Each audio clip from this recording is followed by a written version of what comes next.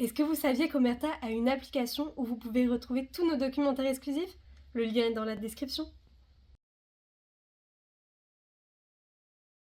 Que ce soit dans tes fonctions à la DGSE ou les fonctions de haut responsable à l'intelligence économique, est-ce que tu t'es retrouvé à certains moments, justement, face à des gens qui ne voulaient pas croire ou ne voulaient pas entendre Absolument. ce que tu en avais, Absolument. tiré? Mais il y a pas que là, d'ailleurs, parce que moi, je me souviens quand l'affaire Alstom, hein, je crois que j'ai été le premier à alerter sur l'affaire Alstom quand j'ai découvert que Pierucci, un des vice-présidents d'Alstom, avait été mis en prison aux États-Unis, et j'ai appris par mes informateurs qu'il y avait des négociations en cours, menées par le président Patrick Cron, donc, avec les Américains. Et bien sûr, c'est facile pour des gens de l'intelligence économique de comprendre que derrière, c'était pour récupérer les turbines.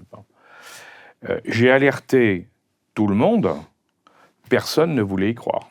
En me disant, mais non, c'est normal, c'est le jeu des affaires. Et quand il y a eu la cession des turbines Alstom aux Américains, moi j'ai dit, mais enfin c'est un scandale, on a perdu un élément essentiel, parce qu'en plus c'était les turbines qu'on mettait sur nos sous-marins atomiques. Ouais, Donc ouais. on perdait une souveraineté sur un domaine essentiel. Et tout le monde disait, mais non, les grands esprits me disaient, mais non, vous exagérez toujours. Alors, certains me disaient, vous c'est votre métier, alerter, mais enfin nous on pourra juger ce qui est bon ou ce qui est mal. Et puis on a vu le résultat. Comment tu expliques ce genre de posture-là? C'est-à-dire, est-ce que c'est la certitude de la position? C'est le... Je crois qu'il y a un problème oui, effectivement, la certitude que, puisque c'est fait par des gens qu'on connaît et qui sont des gens comme nous, forcément c'est bien. C'est-à-dire, il n'y a pas... c'est même pas la notion du bien et du mal, hein. C'est... Non, entre nous, on fait que des choses bien, quoi. Bah ouais. On se fait spolier, mais c'est pas grave, c'est entre nous, c'est bien. Ah ouais. C'est là où c'est terrible. Alors, ce qu'on découvre ensuite, alors bien entendu, c'est la puissance de certaines entreprises, certains groupes.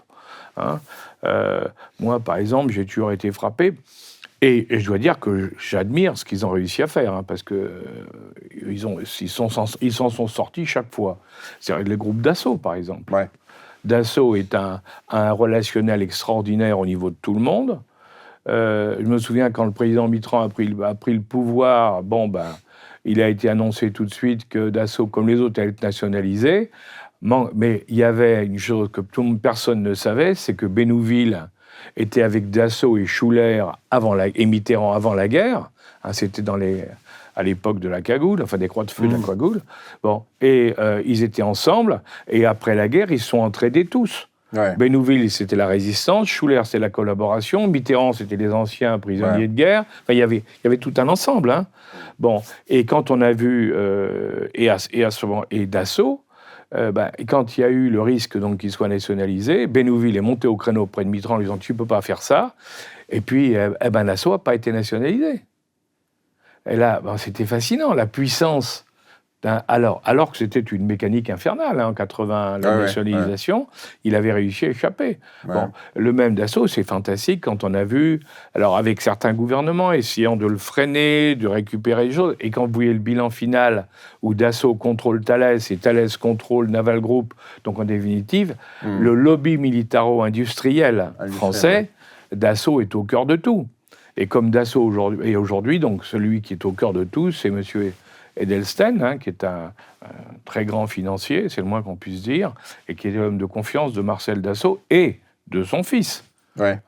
Donc, c'est fascinant de voir ça. Mais ce complexe militaro-industriel, par contre, ce qui m'a frappé, moi, c'est comparant par exemple les États-Unis. Aux États-Unis, il y a plusieurs groupes qui s'opposent les uns aux autres et qui sont très forts. Alors qu'en France, c'est pas du tout ça.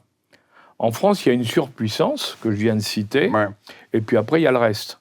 Et de toute manière, tout ça, ça s'entend avec la DGA, la Direction Générale des Armées, la Direction Générale de l'Armement, qui elle, va organiser au niveau de l'État les besoins et la satisfaction des besoins militaires. Donc là, on voit, le système français, dans le fond, est assez clair, alors que c'est très difficile aux États-Unis, où là, les blocs s'opposent les uns aux autres, et où la DARPA, donc l'équivalent de la DGA française, arrive à répartir, justement, en donnant des subventions à côté pour de la recherche et autres, ça lui permet d'influencer, de répartir sans que les uns ou les autres se sentent trop spoliés. Mais il y a une espèce d'équilibre. Ouais. Mais tout ça, c'est des jeux d'influence, c'est des jeux de pouvoir très importants, parce que derrière, les sommes sont considérables. Oui, mais justement, tu évoques le complexe militaro-industriel. Oui, alors il y a l'autre. On a tous en mémoire le discours d'Eisenhower, fin de son second mandat, qui met en garde, on est en pleine guerre froide, au pouvoir excessif que peut avoir l'industrie de défense. Bon. Et il avait raison. Et il avait raison, oui. Et on était dans un contexte stratégique qui était celui de la rivalité, de la course aux armements. Donc il avait effectivement... Il a eu cette intelligence et ce génie d'attirer l'attention sur quelque chose qui était par nature une espèce d'intercession entre l'administration, le pouvoir politique et l'industrie de l'armement. Bon. Moi, j'ai travaillé à la délégation générale pour l'armement et donc j'ai fréquenté d'assez près, mais c'était après la disparition de l'URSS, ce monde de l'industrie de défense. Et dans ce documentaire, d'ailleurs, on rappellera quelque chose qui était très caractéristique. Fin du 19e, tu te souviens de ce personnage qui s'appelait Bazarov? Bazarov, bien sûr, le grand vendeur qu'on a vu dans Tintin. Exactement, qui est référencé dans Tintin et qui, effectivement, était l'homme qui vendait avec sa petite valise des deux côtés. On n'est plus dans cette étape-là. Et alors, moi, quand j'ai travaillé à la délégation générale pour l'armement et que j'ai donc vu les industriels, je me suis rendu compte que, si tu veux, toute cette analyse sur laquelle on continue à s'asseoir, à construire notre raisonnement, n'était pas vrai. C'est-à-dire que ce n'est pas les industriels qui provoquent les guerres, mais c'est beaucoup plus facile de les rendre responsables des guerres. Alors, il y a un épisode que je trouve très intéressant, qui a ensuite servi de jurisprudence, c'est la guerre Iran-Irak. La guerre Iran-Irak, pour une raison assez simple, tu sais bien, la révolution en Iran, Saddam Hussein fait le tour des capitales en disant « mais je vais vous débarrasser ». Ils avaient enlevé les otages, enfin ils avaient pris l'ambassade américaine, il y avait les otages. Bon. Saddam Hussein fait le tour des capitales occidentales en disant « je vais vous en débarrasser, vous inquiétez pas, vous vous engagez à me fournir des armes ». Et donc on va s'engager dans la plus grande... en donnant une espèce d'explication macaronique qu'en fait on soutient l'agresseur et on met sous embargo l'agressé. Puisqu'on va fournir l'Irak et on va mettre sous embargo l'Iran. Bon. Ouais.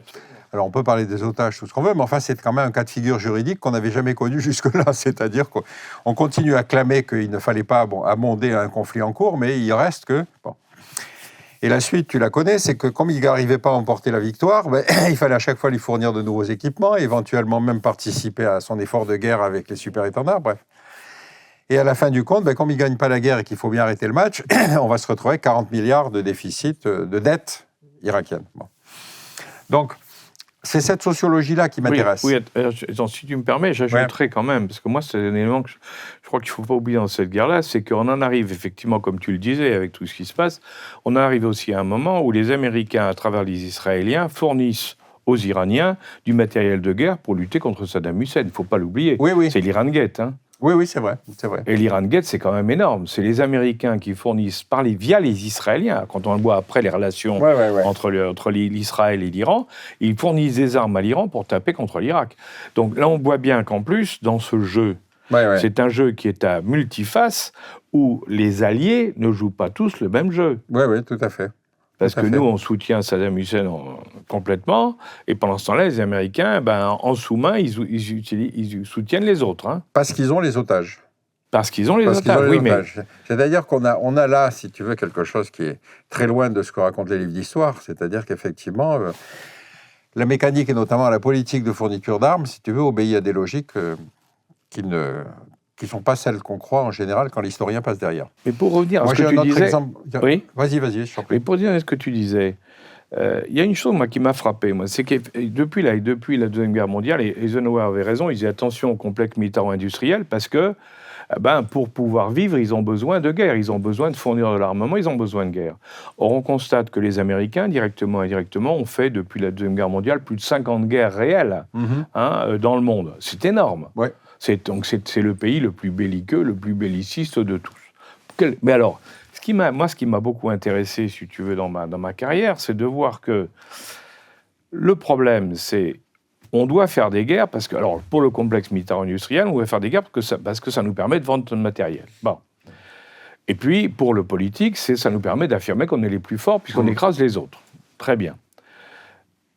Le problème, c'est que l'état d'esprit des gens a changé. C'est-à-dire que les gens sont de mieux en mieux informés et c'est de plus en plus difficile de leur faire prendre des vessies pour des lanternes. Alors, je me demande si, par rapport à ton étude qui m'a passionné sur le complexe militaro-industriel intellectuel, je me demande si, en définitive, au départ, si ça n'a pas été la recherche par le complexe militaro-industriel de porteurs de messages justifiant qu'on allait faire la guerre. Donc on crée les conditions médiatiques pour pouvoir justifier la guerre qu'on va faire. Et jusqu'au moment où les gens sont tellement convaincus qu'effectivement il faut la faire, que l'ennemi étant un ennemi épouvantable, bien entendu, c'est toujours un monstre, à ce moment-là on l'a fait. Alors ça c'était la première étape. Mais alors, derrière, je constate que, je dirais que la création a échappé au créateur, parce que le complexe militaro-intellectuel est devenu beaucoup plus puissant que le complexe militaire, qui maintenant n'a qu'à suivre. Parce qu'à eux tout seuls, les autres, ils font des guerres n'importe comment et n'importe où. On l'a vu avec, nous, la France, avec la Libye, l'intervention de BHL en Libye, mais sur les Balkans, il y a autant à dire sur les Balkans.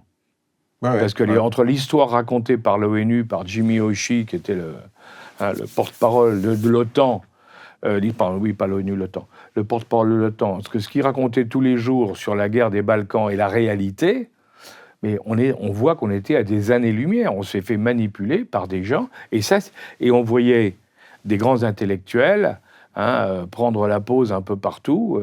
Et on les a vus partout. Moi, j'avoue que quand j'ai vu BHL à Sarajevo,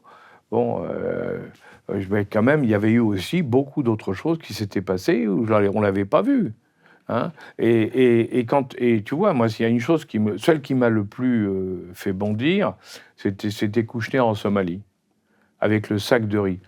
Un cinéma invraisemblable, je dirais indigne d'un homme politique à ce niveau-là, quoi. Ouais. Et en plus, qui était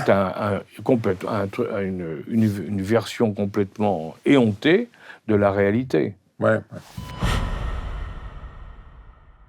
Aussi bien en évoquant la révolution iranienne qu'en évoquant le 11 septembre, etc., en tant que membre du service de renseignement, si tu veux, on va immédiatement t'interpeller en disant « Vous n'avez rien vu arriver ». On ne fait pas ce reproche à l'ambassade. Si, non, mais c'est ce qu'on nous reproche à chaque fois sur tous les sujets. Et le 11 septembre, pareil, vous n'avez rien vu arriver. Bien sûr. Tout ça est faux. Parce que la révolution iranienne, nous, on avait vite senti, après Persépolis, après les grandes fêtes de Persépolis, que le Shah menait ce qu'il appelait sa révolution blanche, c'est-à-dire une espèce d'industrialisation du pays et d'un développement économique du pays à marche forcée, qui ne pouvait que rencontrer l'hostilité du clergé, des 300 000 membres du clergé iranien, parce que le clergé iranien était, comme je te l'ai dit tout à l'heure, le premier propriétaire immobilier et foncier du pays, et qu'on sait bien que quand la rente industrielle augmente, la rente foncière descend. C'est-à-dire qu'il était en train de ruiner le clergé, et qui, d'autre part, faisait de l'ombre à ce qu'on appelle en Iran le bazar, c'est-à-dire tout le système d'import-export qui voyait d'un très mauvais œil l'industrialisation du pays, parce que si tu as le monopole de l'importation des cachets d'aspirine qui viennent d'Europe et qui te rapportent beaucoup, et puis qu'il y a quelqu'un qui, dans ton pays, se met à fabriquer des cachets d'aspirine, ça va plus. Donc il y a eu une espèce d'alliance qu'on a bien vue venir entre le clergé et le bazar pour faire non pas une révolution, mais une contre-révolution. Bien. Alors que le Shah voulait pas voir, lui, parce qu'il était enfermé dans son palais et coupé de la réalité par des... on le reproche aujourd'hui à Poutine, par des courtisans qui lui disaient que tout allait bien, etc. Et conforté aussi dans sa position par l'alliance américaine, française, etc. Et en particulier en France, où aussi bien le président Giscard d'Estaing que mon patron de l'époque, le comte Alexandre de Maranche, qui étaient des amis personnels du Shah, voulait pas entendre parler d'une faiblesse du Shah et d'une possibilité de son renversement. Mais non, ça n'existe pas. C'est pas possible. Ouais. Hein. Il y a même à l'époque un plumitif d'un grand journal parisien qui avait écrit un bouquin, je ne sais pas si tu t'en souviens, l'Iran troisième grand. Ah, je me souviens pas de celui-là. Bon.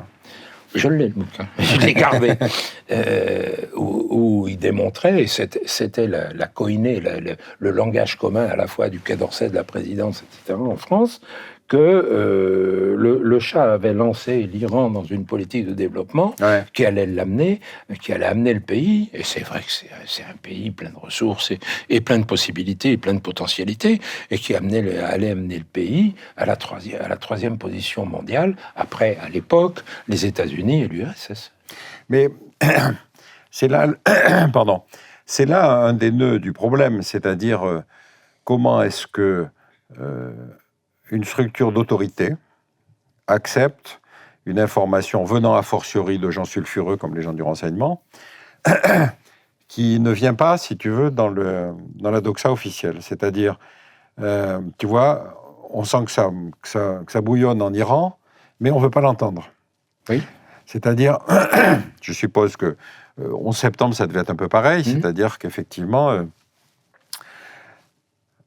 la guerre du Koweït, tu te souviens de cet épisode, se traduit par le fait que vont débarquer 190 000 hommes, des mécréants, etc., avec des femmes qui conduisent et qui foutent des raclées à la police religieuse si on les embête, qui vont attendre 6 mois sur place avant le déclenchement du conflit. Bon. On sent que, rappelle-toi, Ben Laden proposait, lui, d'arriver avec ses Afghans pour défendre les Terres Saintes. Mais enfin, le rôle lui fait comprendre qu'on parle entre gens sérieux, et donc, bon. Et donc, si tu veux, les éléments du dossier étaient connus. Ils étaient d'autant plus connus que Ben Laden avait quand même été le contributeur de l'aide américaine vers les talibans. De l'aide financière saoudienne. Oui, mais aussi... Et de l'aide militaire américaine. Et de l'aide militaire américaine. Et donc, il y a quand même cet extraordinaire épisode du 11 septembre qui fait qui a, à mon avis, 2 caractéristiques significatives. Encore une fois, on n'a rien vu arriver. Deuxième caractéristique, on n'a rien vu arriver d'un type qu'on connaissait bien. Et troisième caractéristique, 15 Saoudiens sur 19. Donc, pareil, qu'est-ce qui s'est passé, à ton avis, dans l'entourage de George Bush sur le même sujet, c'est-à-dire comment est-ce qu'on constate quelque chose qui est une évidence, mais qu'il va falloir éviter, puisque tu te souviens, le discours de janvier 2002, c'est Iran, Irak, Corée du Nord. À ton avis, est-ce que tu as connu des situations comme celle-là ? Nous, on l'a connu en France, puisque... Bon, après 98, bien sûr, on s'intéresse à Ben Laden, Al-Qaïda, etc. Notamment avec une opération que le grand public connaît assez peu, mais qui s'appelait l'opération Bojinka, où Al-Qaïda, Khaled Sheikh Mohammed, qui était l'opérationnel d'Al-Qaïda, avait prévu de détourner une quinzaine d'avions américains dans le monde entier, simultanément, et de les faire s'écraser un peu partout. À quel moment c'était ça ? 98. Ah oui, d'accord. Opération Bojinka. Qui a été neutralisée, mais vraiment par hasard, parce qu'il y a eu une sombre histoire de contrôle d'un mec aux Philippines qui avait en fait les papiers là-dedans. Bon, et on a pu, les Américains et les Européens ont pu neutraliser ce truc, mais on sentait bien que ça bouillonnait, et qu'il y avait des plans d'opérations majeures, de Big One, comme on disait, qu'on sentait monter de plus en plus. Bon. On en avait discuté, et les Américains nous avaient dit, il faut être très vigilant chez vous, ça va se passer chez vous, etc. Bon, et pourquoi ça se passerait pas chez vous ? Mais parce que chez nous, tout est sous contrôle. Ah, d'accord. Nous disaient les Américains. Et ça, c'est les services de renseignement. C'est la CIA qui disait ça. Oui. FBI aussi. Chez nous, ça ne peut pas se passer chez nous. Donc, si ça se passe quelque part, ce sera chez vous. Ouais. Parce qu'effectivement, d'ailleurs, l'opération Bojinka, ça se passait surtout en Europe, au Canada, en Amérique du Sud, aux Philippines. Donc, tout ce que vous pouvez recueillir, vous nous le dites. Oui, mais enfin, si vous recueillez quelque chose, on n'aime pas. Ah non, ça, on peut pas. Ah ouais. L'information, c'est comme une diode. La circulation fonctionne que dans un sens. Bon, peu importe. On était bien tous d'accord et on sentait bien que ça montait. Tout ça montait en puissance et qu'on allait avoir un big one. Et là, il s'est produit 2 choses.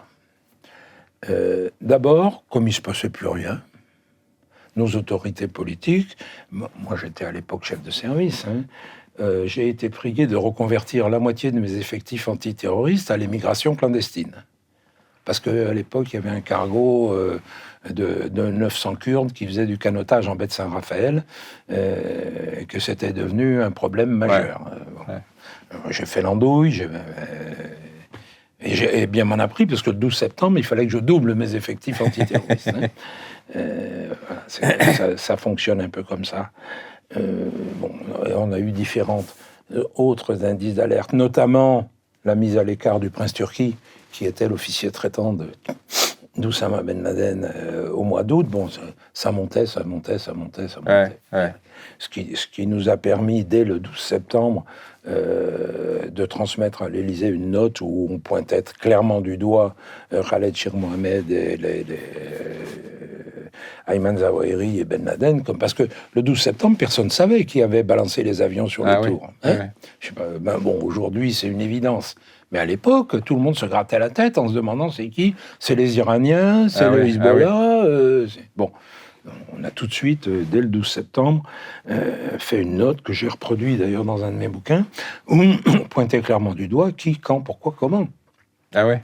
Mais pour qu'on prenne conscience, si tu veux, de les absurdités dans lesquelles on nageait à ce moment-là. On avait suivi pendant longtemps un Français, un franco-algérien, Zacharias Moussaoui, que la DST considérait comme un tout dangereux, qui était parti à Londres, où on avait essayé de le suivre, et où les Anglais nous avaient fait comprendre au bout d'un moment qu'il ne fallait pas qu'on vienne faire des cochonneries chez eux, et qu'il fallait qu'on arrête de suivre ce brave garçon. Et puis, au mois d'août 2001, on a une alerte du FBI. On avait un protocole avec le FBI qui nous signalait tout Français arrêté sur le territoire des États-Unis, à toutes fins utiles. Bon, de même, la DST envoyait la liste de tout Américain. Et puis, d'un seul coup, on voit, monsieur Zacharias Moussaoui a été arrêté dans le Wisconsin. Zacharias Moussaoui qu'on avait perdu à Londres. Alors, on dit aux Américains, la DST, nous, tout le monde dit aux Américains, celui-là, c'est un tout méchant. Hein. Il faut vite aller voir ce qu'il a dans ses affaires, dans son téléphone, dans son ordinateur s'il en a un, etc. Ah, bien, oui, merci, c'est très gentil de votre part, on y va. Et puis ils reviennent 8 jours après, la queue basse, en disant on peut pas. On peut pas, parce que pour le procureur de l'État, le seul crime qu'il a commis, c'est de ne pas avoir un visa en règle, et que ça justifie pas qu'on attente à ses droits civiques. Et notamment qu'on aille fouiller son ordinateur et son téléphone. Voilà. Or, moi, je reste persuadé aujourd'hui que Zacharias Moussaoui était le 20e manquant. Celui qui n'a pas pu embarquer. Il n'a pas pu embarquer parce qu'il était en tôle. Oui, c'est ça, mais comment il se retrouve en tôle, alors ? Il se retrouve en tôle parce que, quand même, il est en défaut de, à cause de son défaut de visa. Il est la régularité de son visa. En attendant qu'on le juge et qu'on lui dise d'aller se faire pendre ailleurs. J'en veux pour preuve, si tu veux, qu'il y a une sourate du Coran, dans le sourate Al-Anfal, verset 65, je crois, qui dit que 20 braves d'entre vous viendront à bout de 2000 mécréants. Donc il devait être 20, 19, ça colle pas. Oui, c'est vrai. Hein, c'est vrai. Oui. Donc je reste persuadé que Zacharias Moussaoui était le 20e qui n'a pas pu venir. Et que si on avait à cette époque-là... Alors depuis, Zacharias Moussaoui, du coup, il est resté en tôle. Hein. Puis là, on a regardé dans son ordinateur, etc. Bien. Moyennant quoi, on s'est d'ailleurs aperçu que tous ces braves garçons, ces 19 braves garçons qui étaient sur le territoire des États-Unis, avaient reçu des fonds, des subsides, des fonds, des paiements d'appartements par un employé de l'ambassade d'Arabie Saoudite à Washington.